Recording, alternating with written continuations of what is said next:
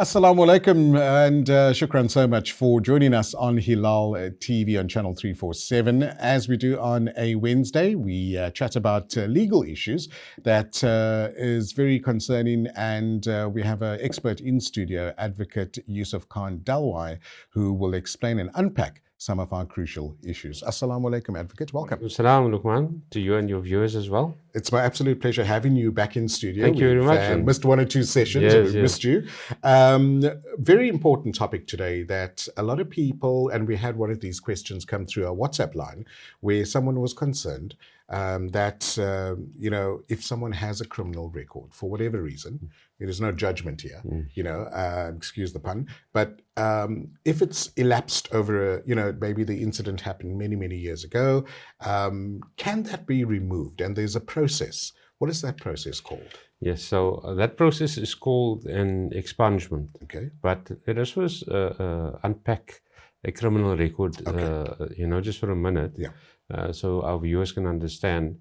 There's a lot of stigma attached to a criminal record. Yes, People shy away, they don't want to speak about it because it's something they were convicted for many years ago, for maybe something they're embarrassed about, you know.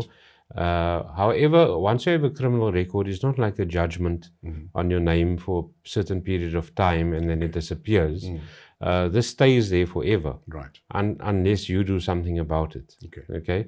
So when offenders obtain a criminal record is when they have been convicted of an offense. Okay. Within South African law structure. In South African law structure and in courts.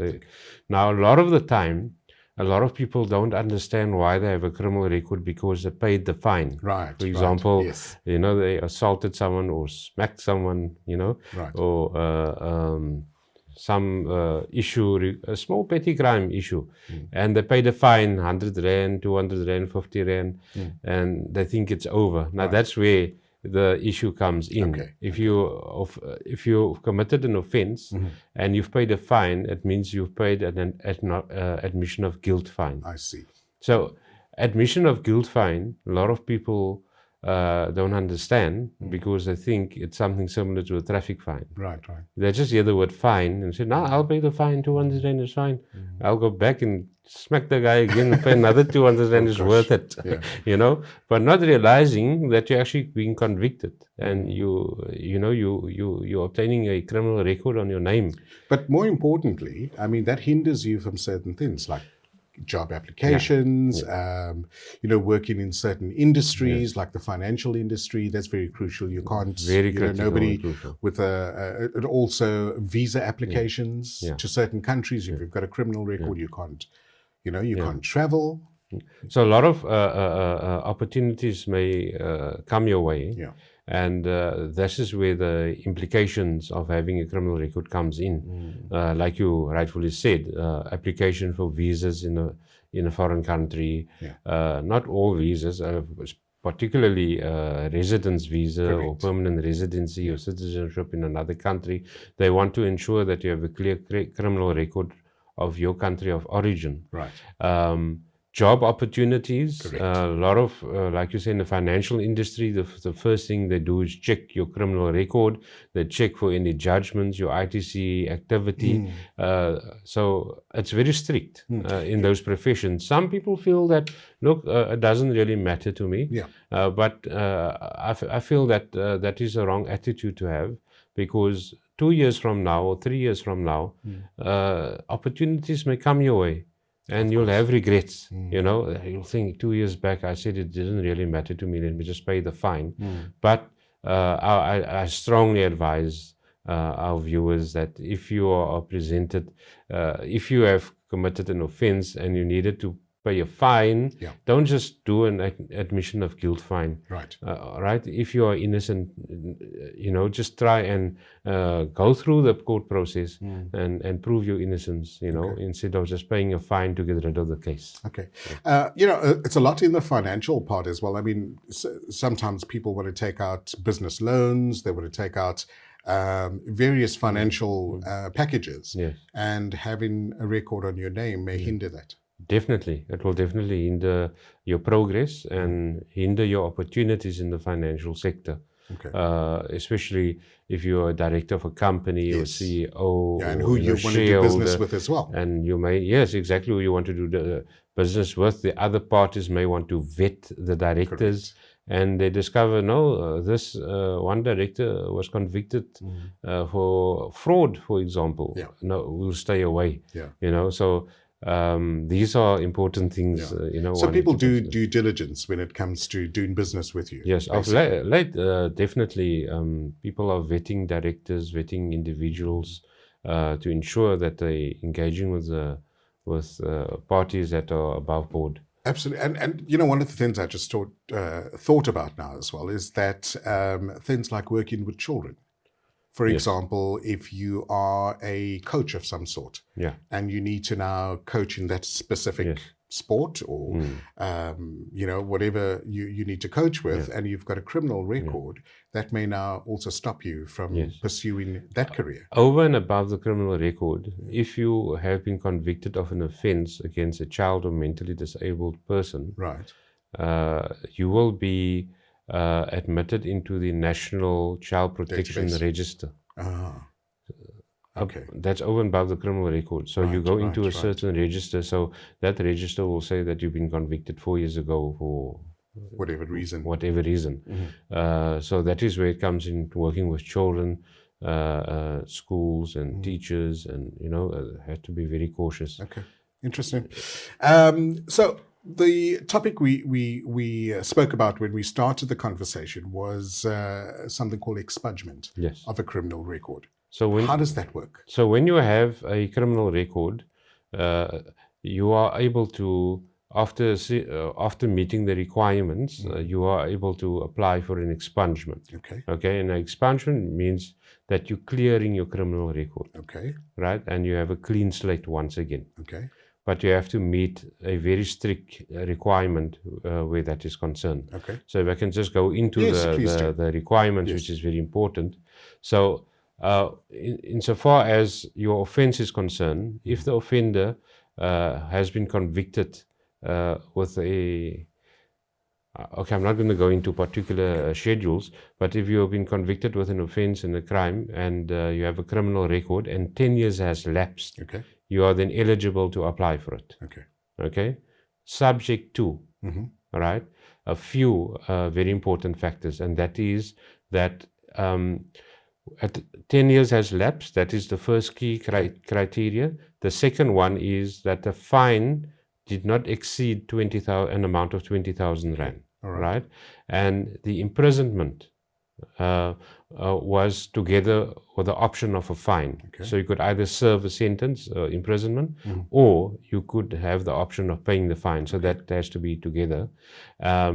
If your conviction was, sentence was wholly suspended, okay, you didn't serve any time in prison, it was just a suspended sentence, or if you if the correctional supervision, that's the other one I was thinking. Okay, all right. Yeah, if you were serving a sentence under correctional supervision, that is when you are eligible So to if you apply. served a prison sentence, can you not have your record expunged? You can have it expunged, but that sentence had to be accompanied by an option to pay a fine. Okay, what if there Right. wasn't an If option? there was no option, then no, you're not, won't be eligible. Okay, Right. It will be a bit difficult, and there's a bit of a different process I see. that you need to follow. Okay, So as long as a fine was accompanied with your sentence, Right. you know, then it would be easier for you to Okay. apply for an expungement. right. So those are the criteria that you must meet. Okay. And if you were on any of the National Child Protection Register or the National Sex Offence Register, you must prove to the DG of Department of Justice that it has been removed. Okay, Now, there's two aspects, two ways, two departments is dealing with expungements. Okay, that is the Department of Justice and the South African Police Services, and that would be the South African Criminal Records Center in Pretoria. right. So that is the one aspect of when you are eligible to apply. So once, and then there's also aspects or certain areas where you're not able to apply, and that it obviously be if your fine exceeded an amount of 20,000 rand, Okay. you've served a sentence, imprisonment without a fine, you've committed an offence during the 10-year period, and you were convicted of it. Okay. The An conviction additional is important. Yeah. Okay. Not being arrested Right. or charged. You Yeah. must have been convicted Right. of another offence in that period. Then you won't be eligible. I see. You got to wait that time. I see. Another 10 years. So it's perhaps. quite technical. There It's can be quite some technical aspects, and obviously seeking legal assistance during Yes. this, or can you Yes. go about this on your own? The application process, it's free. You can do it on your own. There is, I'll explain in a little while what the process is. Okay. But it's a free process. But not everyone is admin savvy Of course. to be able to complete navigate through that. documentation, navigate through the process. So a lot of people do appoint An advocate or a lawyer, assistance attorney or with legal that. professional to be able to assist him in that process. Okay. We're chatting to Advocate Yusuf Dalwai around criminal records and how you could actually remove that from your name, but more importantly, the parameters around that as well. You are still watching Hilaal Live. Assalamu alaikum. Welcome back to Hilaal Live. We're chatting about criminal records and the impact it has on our lives. If you have a criminal record and if you'd like to have that removed, there's a certain criteria.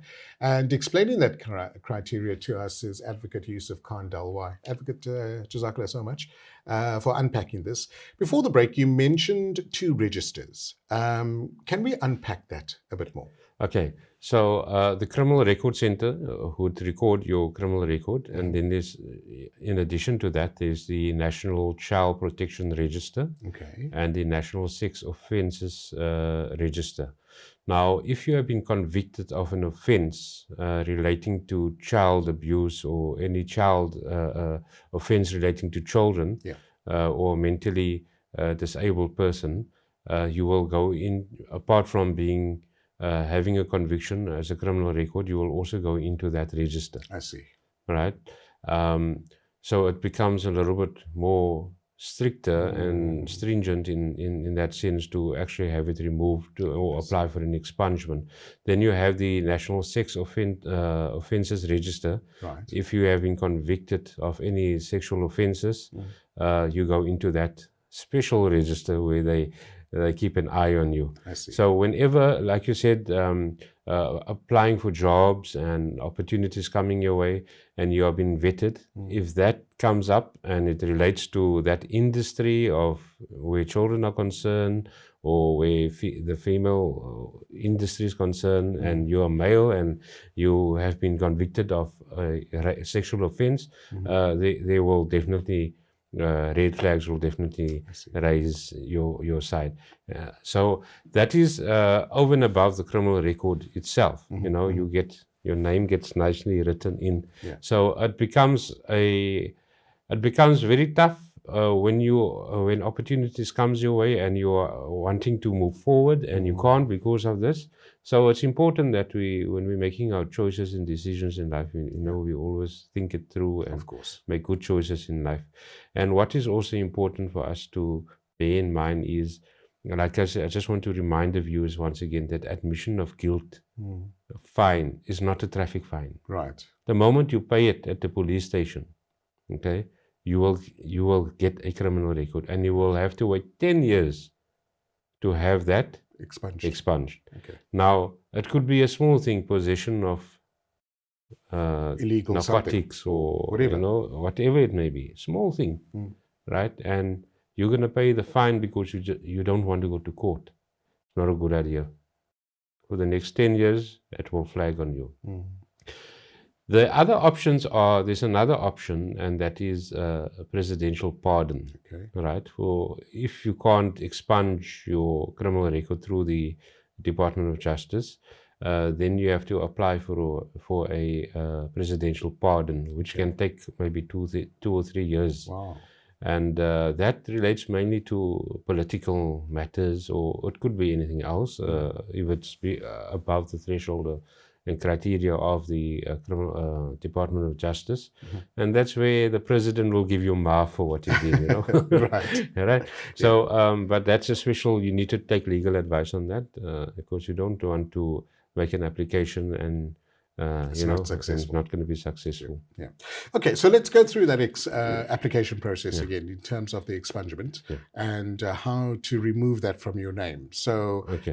is it where does one go into? Is there a specific office? Is there a Yes. specific department that you go to? That's correct, yes. So before you applying for an expungement, you first need to apply for a police clearance certificate. Okay. So you go to your local police station, they'll take your fingerprints and they'll give you the complete the forms with you, and that forms will have to go to the Criminal Record Center in Pretoria. Right. It gets posted or couriered to Pretoria. Right. You will receive a certificate within a few days, maybe 14 days. It's much faster nowadays. Okay. Usually you used to, in the past you used to wait very long for it. Now they've really moving with it. So within a few days you'll get your certificate. Now that certificate will set out what your offenses, what your convictions were. All right. For the, and what the dates were. Okay. All right, because you have to, your expungement application is based on that. So that information that then gets transferred into your application. So there's a special form that you have to complete. That's the application for expungement. You've got to complete that, list your convictions, the dates, and they'll ask questions. Did it exceed a fine of 20,000? The normal checklist that they have, you'll have to answer to. Once that is completed, then that application form then gets couriered or posted to Pretoria once again, to the Department of Justice, where the Director General will then, his office will receive it and attend to it. Okay, that process can take approximately 3 months, Okay. or even longer. All right, I've had expungement matters laying there for a year and a half. Yeah, it takes quite some time. But with the new systems they have in place, it can be a bit faster. Okay. So their timeline is 3 months. I They see. have to, make a decision. Once they've made a decision, if it's refused, you will be notified within a period of time that the application has been refused. If it has been approved, okay, within that period, then they have to inform the Criminal Record Center Okay. within 14 days. Okay, and the Criminal Record Center will then update their system and their records, okay, to remove the criminal record off from your ID. Okay, gotcha. Right? Right. And they have 21 days in which to do so after receiving the actual clearance from the Department of Justice. So it's a bit of a process. It sounds easy and simple on paper. If you read it, if you're listening to me, sounds very simple, but it's not exactly as simple as that, Okay. So it's important to take advice from a legal practitioner or someone who deals with these type of matters on a daily basis, because it will help you, because you don't want to omit some entry into the application, and it's going to come back after 6 months and there's a query, you have not provided us with your clearance certificate, or you have not indicated, you're not given us a certified copy of your ID. Simple things of that. Like that can, throw out your application, large queries can come your way, and at the end of the day, it's just time that's been wasted. Of course. So make sure that the documentation are in order when you do make this application and submit to the Department of Justice, and then all will go well. Inshallah. Okay. I suppose, people listening to this episode would also maybe like your assistance, or somebody like yourself, a colleague, best to go in and have a chat and obviously find out how you could do this. Yes, no, definitely they're most welcome to contact us, and we can always put them in touch with someone who deals with this in our circles. Okay, inshallah. Jazakallah so much for coming into studio. Lots been happening in our country over the last couple of weeks as well, and in our future episodes, we'll try and cover some of the pertinent issues. surrounding our communities and how Yes. we can assist Yes. where possible as well. No, indeed. Looking forward to that. Jazakallah so much. We look forward to having you back next week, inshallah. Have a great evening. Assalamu alaikum. Wa alaikum salam wa rahmatullah to you and your viewers. Jazakallah. And that's how we end our legal slot on Hilaal Live. After 6:30, Faraz Patel and the team takes over. And always hard-hitting advice with Faraz and the team, so do join them. Remember, at any time, you could always join us on our good socials, on Facebook, on YouTube, and let us know some of your thoughts, your ideas around some of the matters that we can cover on the show as well, inshallah. From the Cape Town team, Sohail Barnes and myself, Luqman Shadrack, have a lovely evening. Assalamu alaikum.